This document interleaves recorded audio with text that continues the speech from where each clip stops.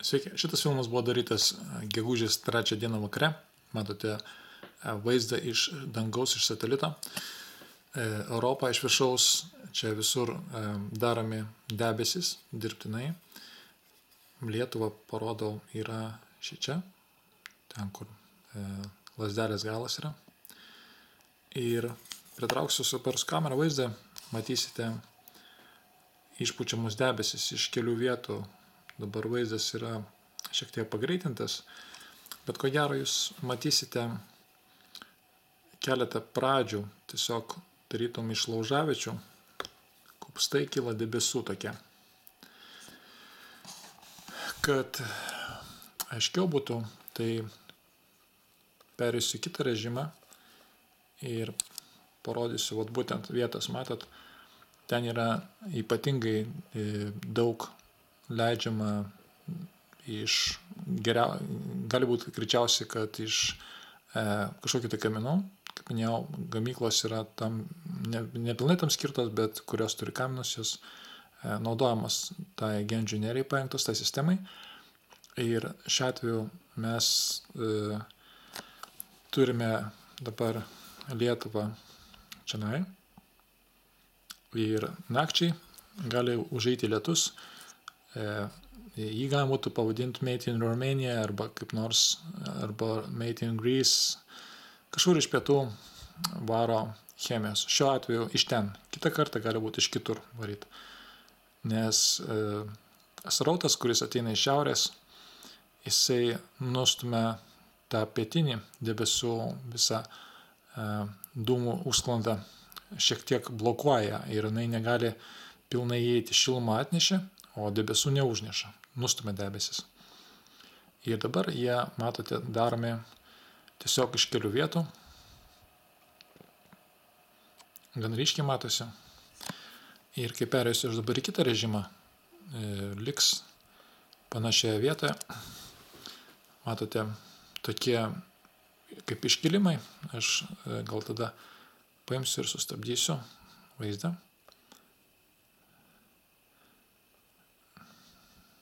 Dar paleisim.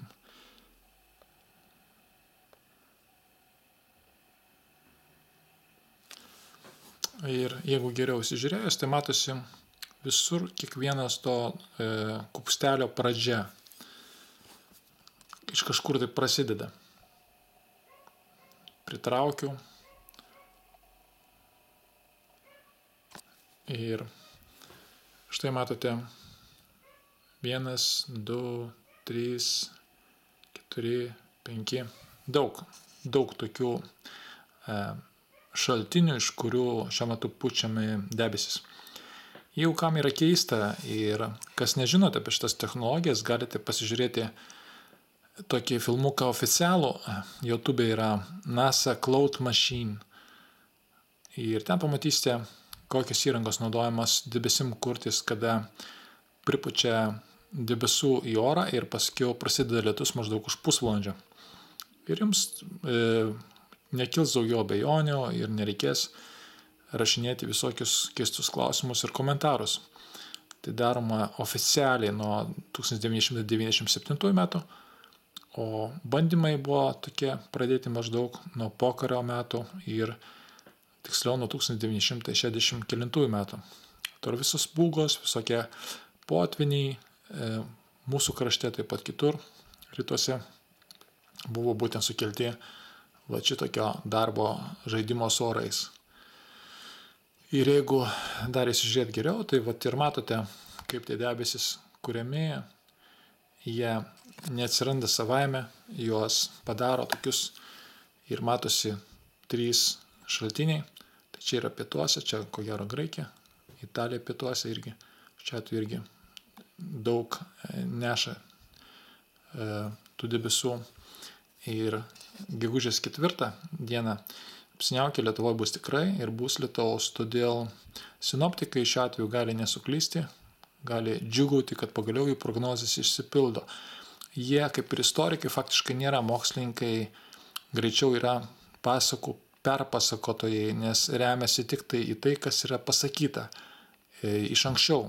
Orai yra suprogramuoti, surežisuoti maždaug prieš mėnesį ir visi oro srautai, slėgio srautai, temperatūrų srautai, pokyčiai yra surašyti jau lentelės iš anksto ir jos paskiau tik tai vykdo pagal tą scenarių. Istorikai, kaip žinia, irgi remiasi tik tai kitų istorikų parašytomis knygomis, tai faktiškai fantastai perrašo fantastinės knygas, daugiau nieko. Šiuo metu mokslininkais galima pavadinti tik archeologus, kurie bet jau iškasa dar kažkokį tai tikrą daiktą, kurį galima pačiupinėti. Ir tai jie suklysta su datos nustatymu. O sinoptikai jie dabar faktiškai jie jau panašus į spausdinimo mašinėlių meistrus. Jie greitai tokie kaip specialybė išnyks, nes visą tai darys, visą tai jų darbą darys kompiuteriai. Baigiu šį reportažą trumpą. Ačiū, kad žiūrite ir žiūrėkite toliau. Aš supažindinsiu